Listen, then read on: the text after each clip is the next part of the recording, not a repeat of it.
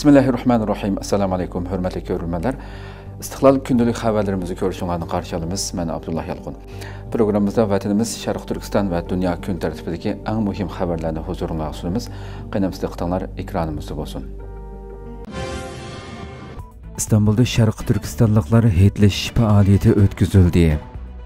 Dünyanın her qaysi yerlerinde yaşayotgan Şarkı Türkistan halkı bu yılmı Rozi heyetini türlük usullar bilen tebrikleyen bolup, 2 aprel İstanbul'da yaşayotgan Uygurlar birleşme heyetleşiş faaliyeti ötküzdü. Heyetleşiş faaliyetini Türkiye'de faaliyet kılıbatgan Xalqara Şarkı Türkistan Teşkilatlar Birligi, Şarkı Türkistan Ölümalar Birligi, Dünya Uygur Qurultayı Vakfı, Şarkı Türkistan Cemiyeti, Şarkı Türkistanlıklar Federasyası, Eli Meşrep Uygur Vakfı qatarlıq köpligen cemiyet ve teşkilatlar birlikte teşkilligen bulup, neçe mağlıgan Şarkı Türkistan halkı iştirak kıldı. Faaliyet Abdug'upur Qaracım'nın Moğluq Kur'an tilaveti bilen başlandı. Aldı bilen Xalqara Şarkı Türkistan Teşkilatlar Birligi'nin reisi Hidayetullah Oğuzhan Efendi söz kıldı. O, bütün Şarkı Türkistan halkının Rozi heyetini tebrikleş, ibadetlerinin qabul buluşuğu tilektaşlığını bildiriş bilen sözünü başlagandan keyin bu qetimliq faaliyetinin Türkiye'de faaliyet kılıvatgan barlıq Şarkı Türkistan teşkilatlarının hemkarlıqıda ötküzülgenligini alohida tilga aldı. O, Palestin meselesinden Şarkı Türkistan davasının ne kadar murakkab ekanligini ayan bolganligini, salmaqının iğir ekanligini, davada barlıq Şarkı Türkistan xalqini merkez qilgan halda ittifoqlashib, birlikte hareket qilish kerakligini ta'kidladi. Arqadan Şarkı Türkistan Ölümalar Birligining raisi dotsent doktor Alimjon Bug'da söz qilib, Rozi heyetining birlik bayrami ekanligini, buning uchun Şarkı Türkistan xalqining birlashishi kerakligini, o'zlarining muhojirlik mas'uliyatini tunishi kerakligini, bo'libmi har ishda Allohni unutmasligi, haqiqiy muhojirlik suhbat bilan yashashi kerakligini bildirdi. Dünya Uygur Qurultayı Vakfı'nın reisi Abdurashid Abdulhamid söz qilib, aldı bilen Dünya Uygur Qurultayı reisi Tulqun Aysa'nın heyetlik salimini qatnaşqıçılarga yetkizdi. Arqadan Şarkı Türkistan xalqining fitne ig'volarga aldanmay birlashishi kerakligini ta'kidladi. Arqadan Şarkı Türkistan Cemiyetining reisi Eli Salih söz qildi. O, Şarkı Türkistan xalqining bugünkidek jam bo'lib yig'ilishiga Xitoyning Şarkı Türkistan'da ishlayotgan jinoyatlari sabab bo'lganligini, xalqning texami birlikka kelishi kerakligini, Şarkı Türkistanni Xitoyning qo'lidan qutuldirish uchun qo'rqmas, fidokor bo'lishi kerakligini ta'kidladi. Şarkı Türkistanlıklar Federasyası'nın reisi Mahmud Damollam söz qilib, Şarkı Türkistan davası üçün muhaciratda har xil namlar bilan köpligen cemiyet teşkilatlarının qurulganligini, Şarkı Türkistan meselesini unumli hal qilishda o'zini isloh qilish, fidokorlik ko'rsatish va samimiy bo'lish kerakligini bildirdi. Arqadan Eli Meşrep Uygur Vakfı'nın reisi Iminjon Firdevsi söz qildi. O, Allah'ның duani ijobat qiladiganligi haqida va'dasi borligini, navbatda Şarkı Türkistan xalqining dua bilan birlikte unumlik harakat qilishi kerakligini bildirdi. Yoshlardan Muhsin O'zg'azi Şarkı Türkistan'da Bayram Sahari nomli she'rni deklamasiya qilgandan keyin jamoat arbobi Abduqodir Yapjan söz qildi. O, aldı bilan Allohdan hammaylarning bir oy tutgan ro'zasini qabul qilishini so'radi. Arqadan Şarkı Türkistan xalqining irqiy qirg'inchilikni boshdan kechirayotganligini, buning oldini olishda mas'ul bo'lishga tegishli kishilarning aldı bilan o'limalar ekanligini, o'limalar xalqni qo'zg'atishi kerakligini, Şarkı Türkistan xalqi Palestin xalqining taslim bo'lmaydigan ruhidan o'g'inishi kerakligini, Şarkı Türkistan xalqi cho'qim Xitoyni Şarkı Türkistandan qo'g'lab chiqarish uchun jonni pido qila oladigan bo'lishi kerakligini ta'kidladi. Ahirida Şarkı Türkistan Ölümalar Birligining muavin reisi Ömer Qaracım'ның yetakchiligida Şarkı Türkistan xalqining o'z davosida jasoratlik, fidokor bo'lishi, Xitoyning halokati, Şarkı Türkistan xalqining omonligi uchun duo qilindi. Faaliyet oxirlashgandan keyin heyetleşish faoliyatiga ishtirok qilgan bolalarga heyetlik tarqatib berildi. Amerika parlamenti a'zolari Xitoyni Uyg'ur korxonachi Akbar Asadni qo'yib berishga chaqirdi.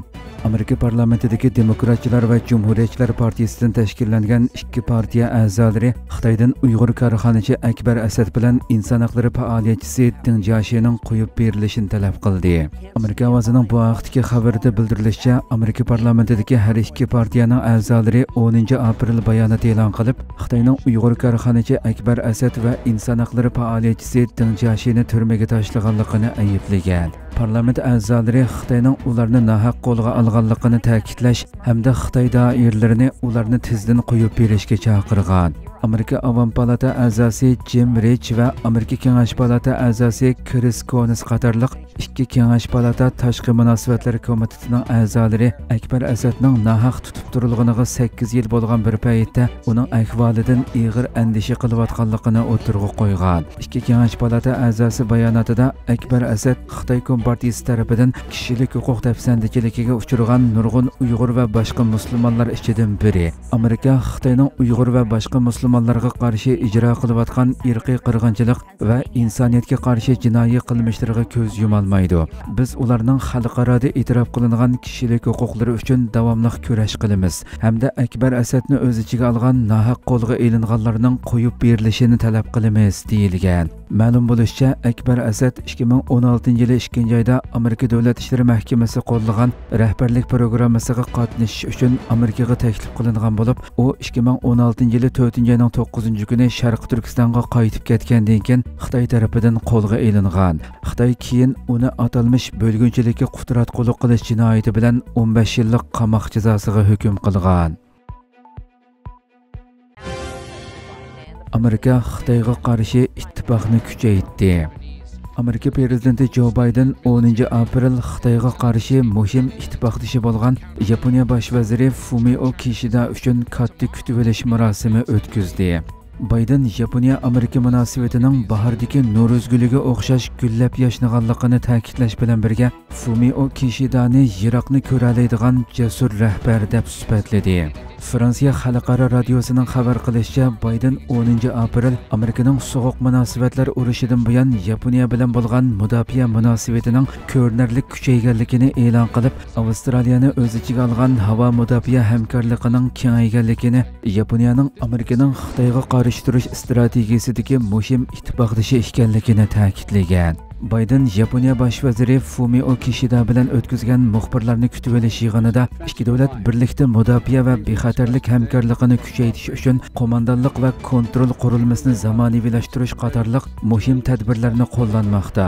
Armiyamiz o'zaro moslashib va kuchlarimizni planlab, bir-biriga mos holda birlikda va unumli xizmat qilmoqda degan.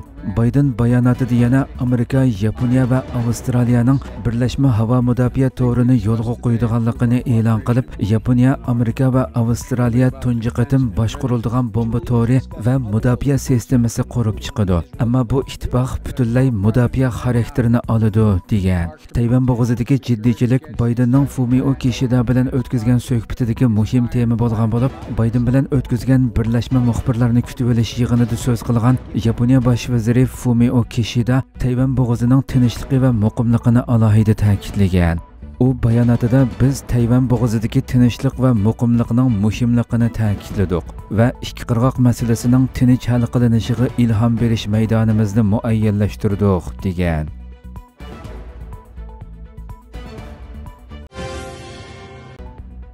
Turkiya Isroiliyaga ba'zi mahsulotlarni eksport qilishni chekladi.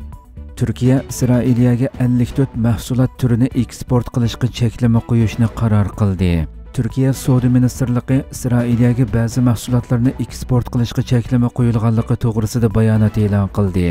Bayonotda cheklama qo'yilgan mahsulotlarning qurilishda ishlatiladigan to'mirdan po'lat mahsulotlargacha, marmardan sopol buyumlargacha bo'lgan mahsulot turlarini o'z ichiga oladiganligi qayd qilindi.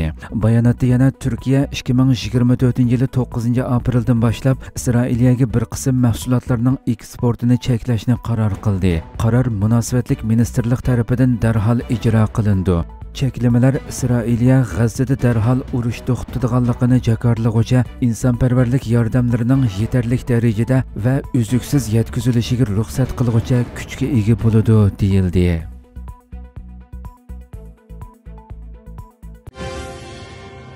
Biden Netanyahuning G'azzada qilganlari xato dedi. Amerika prezidenti Joe Biden Isroiliya bosh ministri Netanyahuning G'azzadagi harakatlarga tutgan pozitsiyasining xato ekanligini aytdi. Prezident Joe Biden Amerikada ispancha programma tarqatadigan Univision kanalining ziyoratini qabul qilganda Netanyahu hukumatining G'azzadagi harakati ustida to'xtaldi. U Netanyahuni tanqid qilib, Netanyahuning qilganlarini xato deb o'ylayman. Uning G'azzadagi harakatlariga tutgan pozitsiyasiga qo'shilmayman dedi.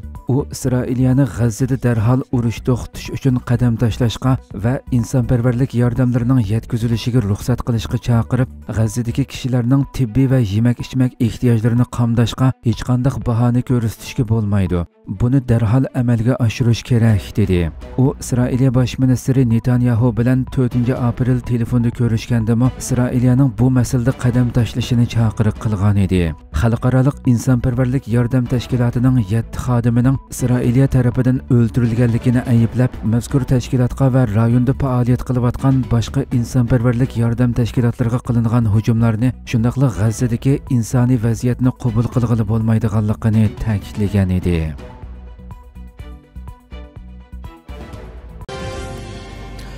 Hurmatli ko'ruvchilarimiz, shunday qilib bugungi xabarlarimiz mush yerda oxirlashdi.